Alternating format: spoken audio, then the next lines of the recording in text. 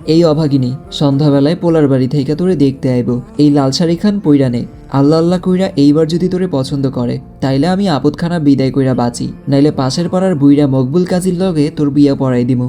এই মাইয়াডা আমার জীবনটারে অতিষ্ঠ কইরা ফালাইছে। জন্মের সময় নিজের মায়েরে খাইছে, 16 বছর ধইরা আমার ঘাড়ে ঝুইলা আছে।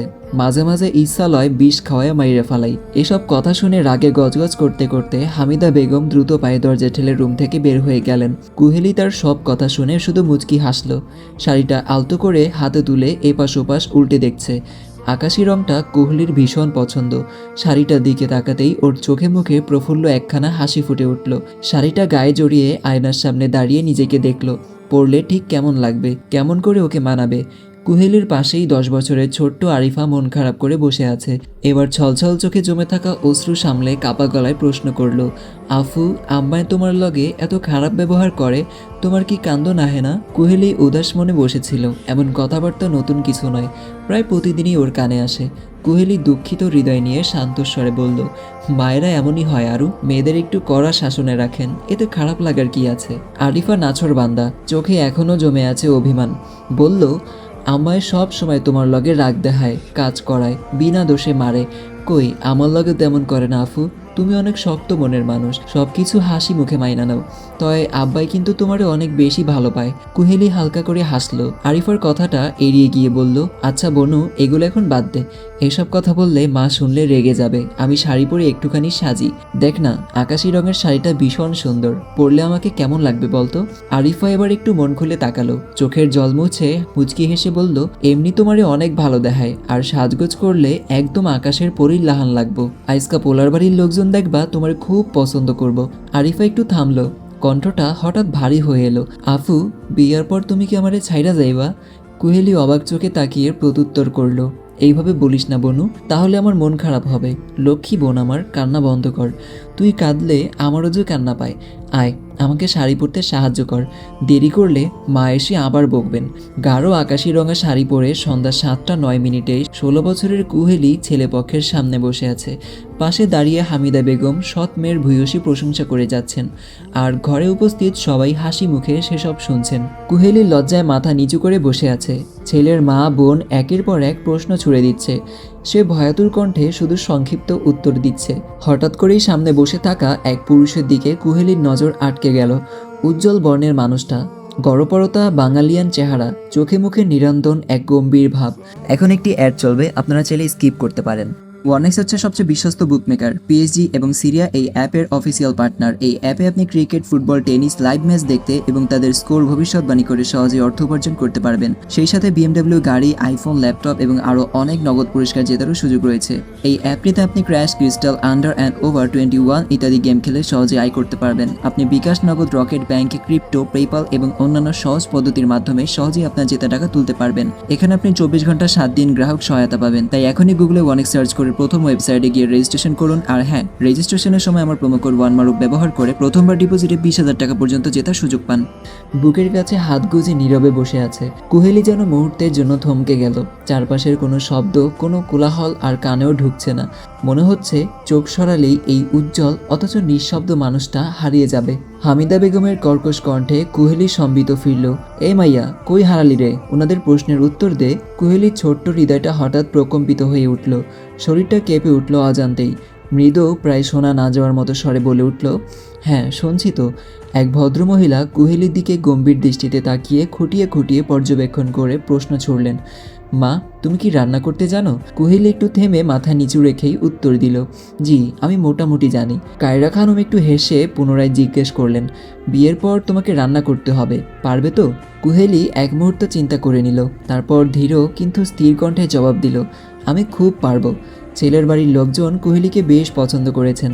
তারা জানিয়েছেন 1 সপ্তাহের মধ্যেই বিয়ের কাজ সম্পন্ন করতে চায়।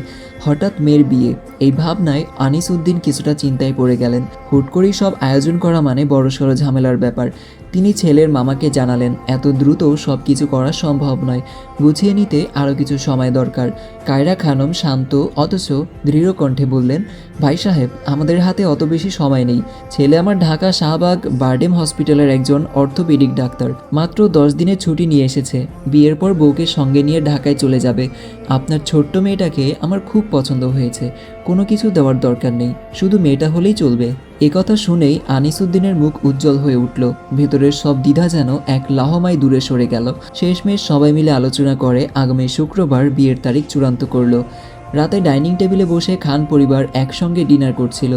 বিয়ের ব্যাপারটা ঘিরে টেবিল জুড়ে চলছে নানান আলোচনা আর নীরব সমালোচনা। খানিকটা সময় চুপচাপ থাকার পর নীরবতা ভেঙে ইশরাক বলল, আম্মু, আর একটু ভেবে সিদ্ধান্ত নিলে হতো না? ইশরাক একটু থেমে আবার যোগ করলো, মেয়ের বয়স অনেক কম, হুট করেই চিন্তা ভাবনা ছাড়া কাজ করলে পরে পস্তাতে হবে, তখন আর লাভ হবে না। কায়রা খানম নির্বিকার কণ্ঠে জবাব দিলেন, বাবু, আমি যা ভাবার ভেবে নিয়েছি। এই মেয়েটাকেই তোর বউ করে খান বাড়িতে নিয়ে আসবো। এই কথার নড়চড় হবে না। কি মিষ্টি দেখতে মেয়েটা, ওর কথা বলার ধরন কতটা গোছানো, কাজকর্ম জানে, ভবিষ্যতে কোনো অসুবিধা হবে না। আমার কথা মিলিয়ে নিস বাবু। এই বিষয়ে ইশরাক আর কোনো কথা বাড়ালো না। চুপচাপ খাবার শেষ করে নিজের রুমে বিছানায় শুয়ে পড়ল। চোখ বন্ধ করতেই অতীতের নানান ভাবনা ভিড় করতে লাগলো। ইশরাক এই বিয়েটা চায় না, মায়ের পীড়াপিড়িতেই এক প্রকার বাধ্য হয়ে রাজি হয়েছে। অন্যদিকে গভীর রাতে কুহেলি জেগে জেগে স্বপ্ন দেখছে। ওই উজ্জ্বল বর্ণের পুরুষ মানুষটার মুখখানা কিছুতেই মাথা থেকে নিষ্কাশন করতে পারছে না। বারবার চোখের সামনে ভেসে উঠছে তার গম্ভীর চাহনি। নামটা অজানা, তবুও কুহেলি মনে মনে ভেবে নিয়েছে, যদি ভবিষ্যতে ওই মানুষটা ওর বর হয় তবে তাকে সখাবাবু বলে ডাকবে। অবশেষে বিয়ের দিন ঘনিয়ে এলো। ছোট্ট কুহেলিকে লাল রঙের বেনারসি পরিয়ে পুতুলের মতো সাজানো হয়েছে। ভারী অলংকারে নুয়ে পড়েছে ওর কিশোরী শরীর। ইশরাক মনের বিরুদ্ধে গিয়ে কবুল বলেছে। নিয়ম রক্ষার হাসি, যান্ত্রিক উচ্চারণ সব মিলিয়ে বিয়ে সম্পূর্ণ হলো। এরপর এলো বিদায়ের পালা। কুহেলি ওর বাবাকে জড়িয়ে ধরে হাউমাউ করে কাঁদছে। অশ্রু শক্তি চোখে তাকিয়ে বিষাদ মাখা কণ্ঠে বলল, বাবা, ঠিকমতো ওষুধ খেও আর নিজের খেয়াল রেখো।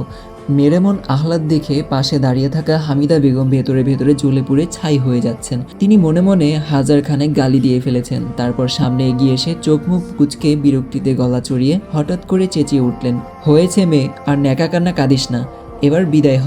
আমি খাঁটি গরু দুধ আইনা রাখছি, গোসল কইরা ঘরে উঠবো। কুহেলি সৎমায়ের সামনে এসে দাঁড়ালো, গলাটা কাঁপছে, তবুও আকুল কণ্ঠে বলল, মা, আপনার কাছে সত্যিই আমি অনেক কৃতজ্ঞ।